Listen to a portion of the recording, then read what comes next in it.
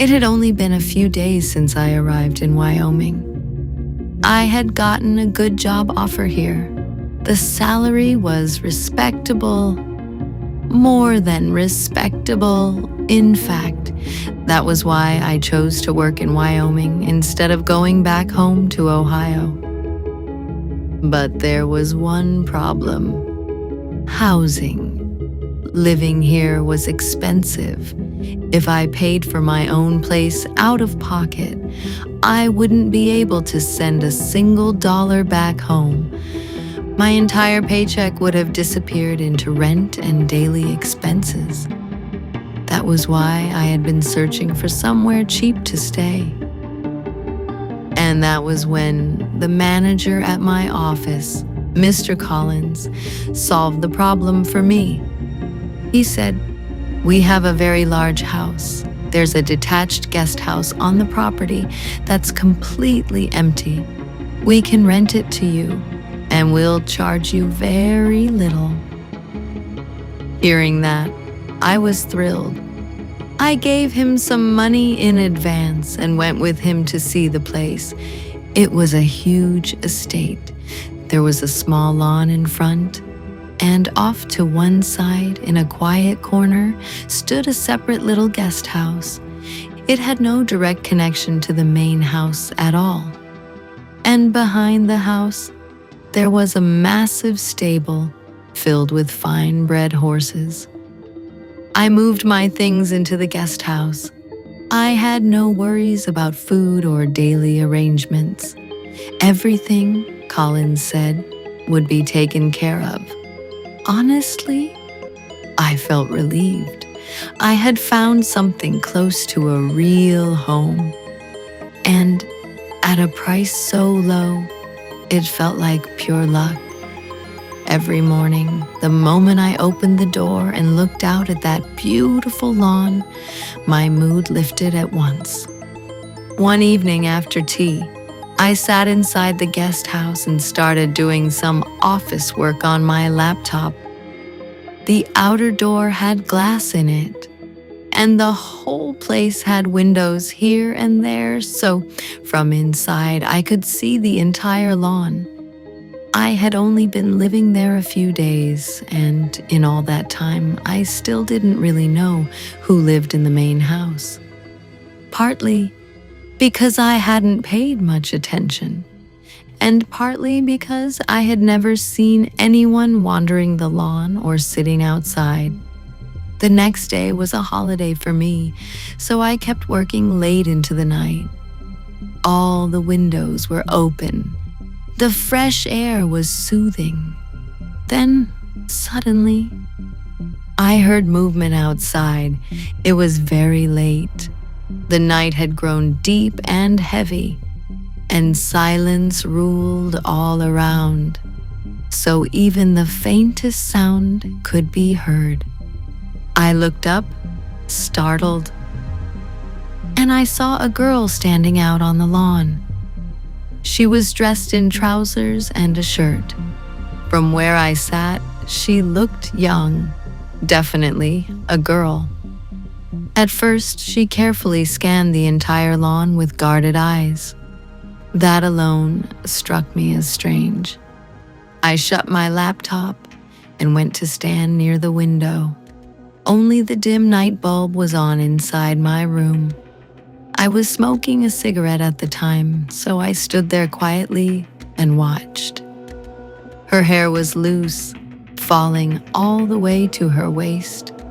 Her back was toward me, so I couldn't see her face. But from the pale grace of her hands alone, I guessed she must have been beautiful.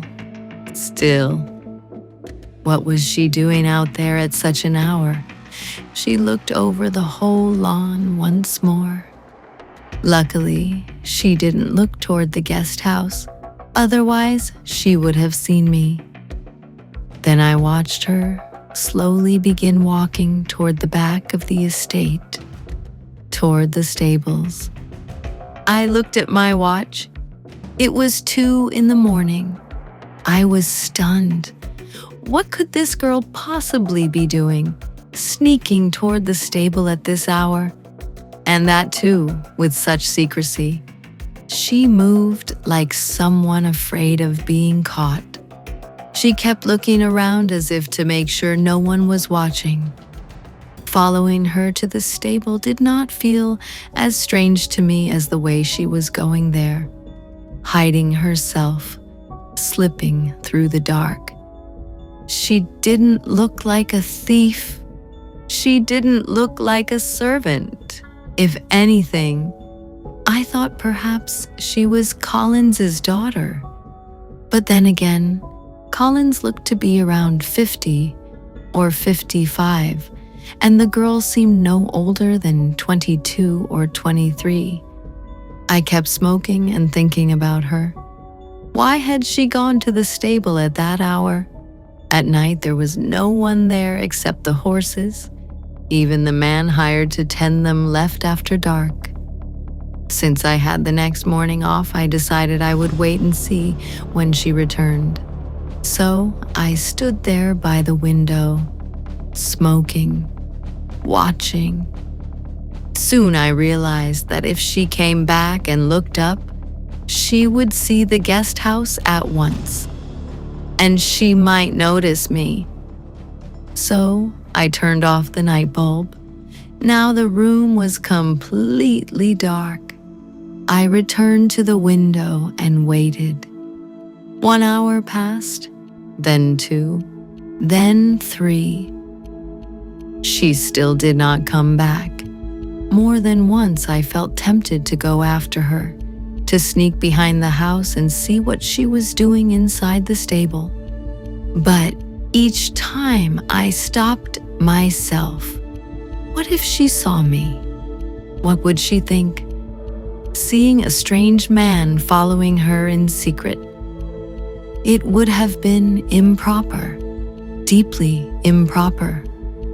At last, after nearly 4 hours, when the faintest gray light began to spread across the sky, she returned, and the state she was in made the burning cigarette slip from my fingers. She looked utterly distraught. She was wiping sweat from her face. Her hair was disheveled. She was breathing hard, as if she had done something intensely exhausting, something desperate. Her shirt and trousers were damp with sweat.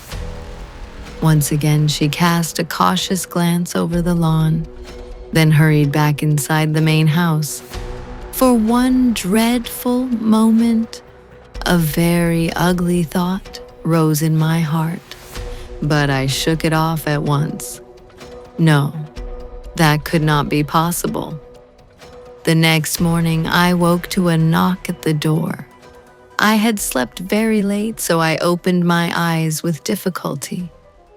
It was the same maid who brought me breakfast every day. She was holding a tray, as usual.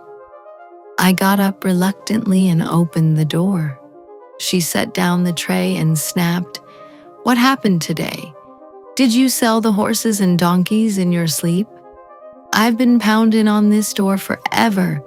Do I have nothing better to do than stand here waiting for you to wake up and eat?" Her mood was terrible. I smiled and said, "I'm sorry. Actually, I had a lot of work last night, so I slept very late." She muttered, "If you're this late again, you can stay hungry." Before she left, I remembered the girl from the night before. I thought the maid might know who she was, so I asked. The answer she gave me left me stunned. I said, "How many children does Mr. Collins have?" She said, "How would I know?" I was confused. I said, "He lives in this house, doesn't he? Obviously, he must have a wife and children." And the maid replied, "This is not Mr. Collins's house." Then she walked away. I stood there in silence, caught in thought. What did that mean? If the house wasn't Collins's, then on what basis had he rented me a room there? Why was he himself living on the estate? Whose house was it? One question after another began circling in my mind. For a moment, I even wondered if Collins had somehow tricked me or was trying to involve me in something shady. Just then, Collins himself appeared near the guest house. He asked, "You still haven't had breakfast? I was hoping we could visit the construction site today. You finished the layout drawings, right?" I was an engineer, and that was my job. It was a major development project. Apartments, a swimming pool, shops, all of it. A number of engineers besides me were working on it. I said, "Yes, of course. Let me finish breakfast, and then we can go." Later, while we were out at the site, I casually asked him, "Whose house is that?" He answered, "It belongs to my employer. I'm his trusted man. Whenever he's out of the country, he stays away for years at a time, so I have to stay there and manage everything." Then I remembered the girl again. So I asked, "Do your wife and children also live there?" He laughed and said, "What wife? What children? I'm not even married." That surprised me even more. Then he said, "My boss has a daughter. She lives there. I've looked after everything since she was little, so she calls me uncle." Sweet girl. So one mystery was solved. The girl was not Collins's daughter. She was his boss's daughter. Still, one question refused to leave my mind. Why did she secretly go to the stable at night? At first, I thought of asking Collins directly, but I said nothing. The way she had gone there made it very clear she did not want anyone to know.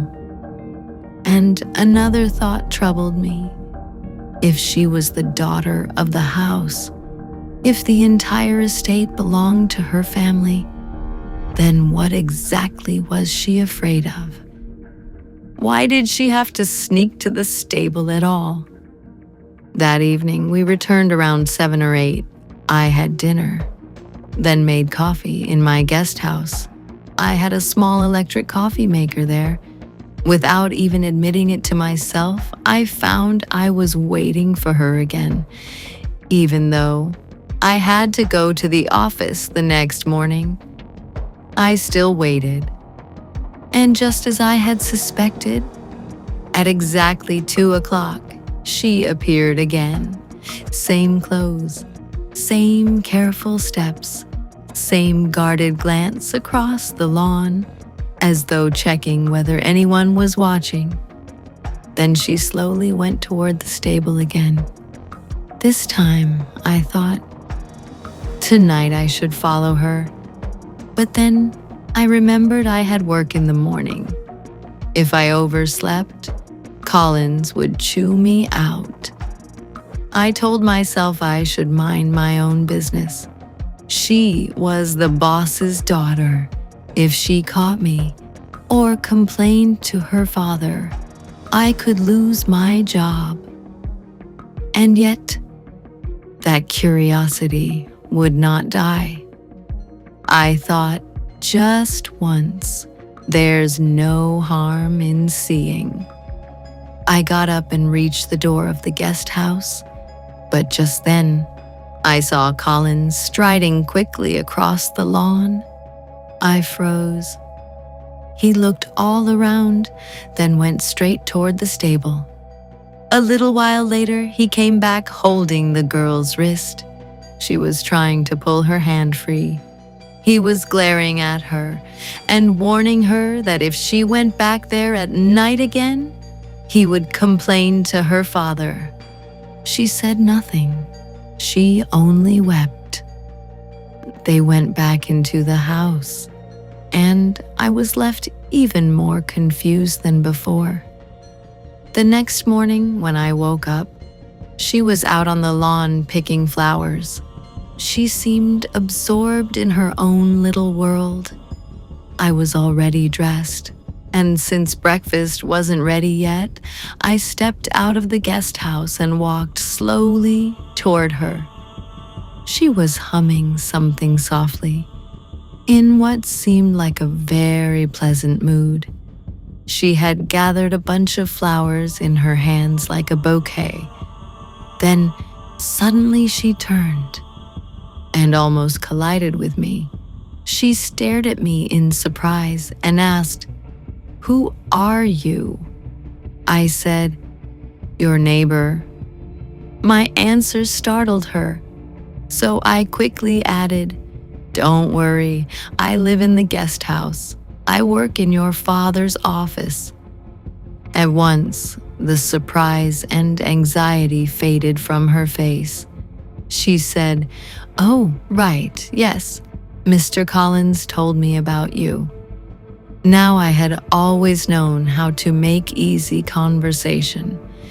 So I thought, instead of secretly following her, perhaps it would be better to befriend her. If she trusted me, perhaps one day she would tell me herself. I didn't yet know that the truth would nearly stop my heart. I said, "I know you're the boss's daughter, and perhaps I shouldn't say this, but I get terribly bored here. If you could give me a little company from time to time." I left the sentence unfinished on purpose. She smiled. Then she said, "I'm lonely too, all right? When I'm free, I'll come by." I said, "Thank you so much."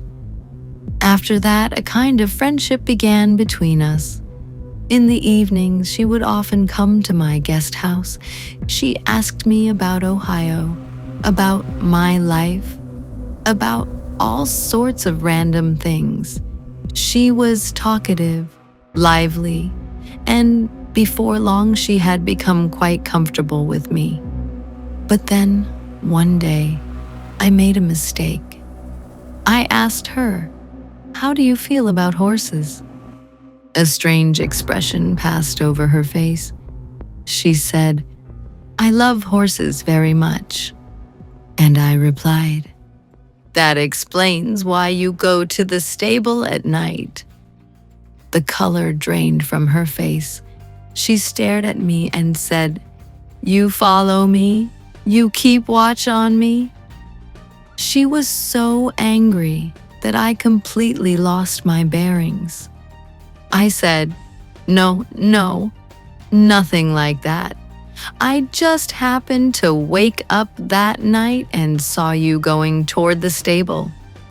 She stood up at once, furious. Then she said, "Don't ever try to watch me again, or I'll have you thrown out of this house." I tried to calm her, to explain I hadn't meant anything by it. But she would not listen. She stormed out of my guest house in anger. I sat there, holding my head, afraid she might complain to her father. That night I turned off all the lights in the guest house. I did hear movement outside, but I didn't dare look. Still, one question kept gnawing at me from within. What did she go there to do? By asking her directly, I had only made things worse. Now she would be even more guarded with me.